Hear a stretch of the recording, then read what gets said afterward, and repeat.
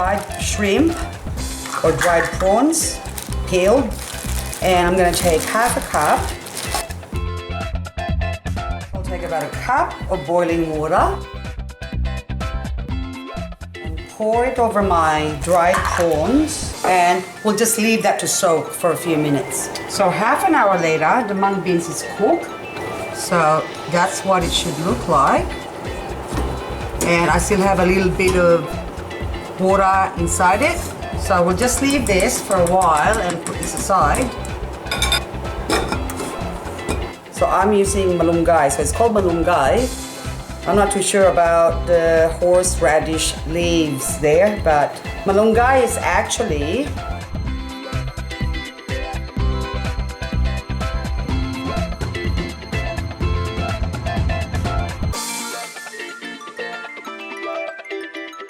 and this is frozen, so I've already thawed it out, so there's still a bit of frozen bits there, so I'll just leave it like that in the packet to thaw out, and we'll add that on to our mung beans later on.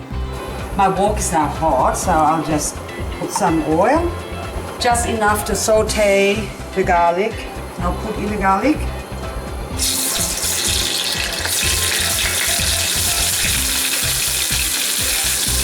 Once it browns up, put in the onion.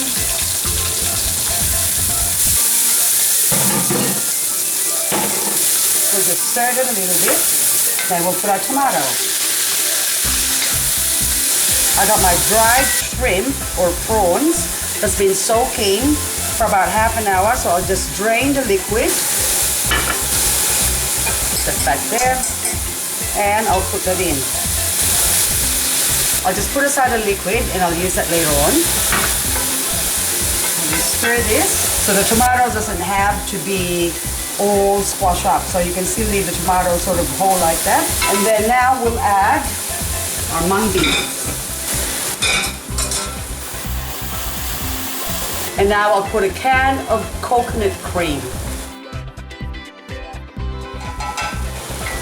So I'll put a bit of water in the can. Only about half a can of water, and we'll mix that all up.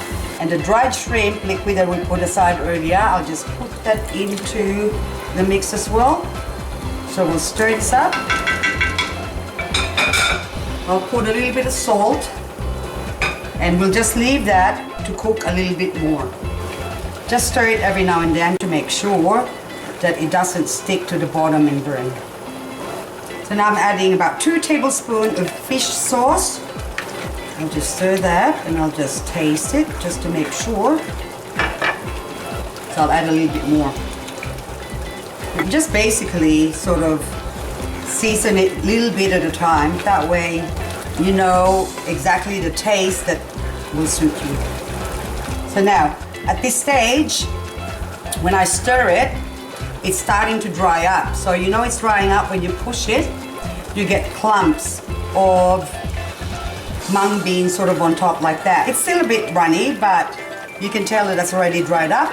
So once you get to that stage, you know the mung beans are already cooked or fully cooked. We're gonna add our malunggay, and I will pour the whole lot in. Now, if you haven't got malunggay, what you can use are endive. So just chop up a whole endive, a whole bunch of endive, or you can also use quarter of a cabbage. And if you find some branches like that or stems, like this one from the malunggay, take it out and chuck it in the bin.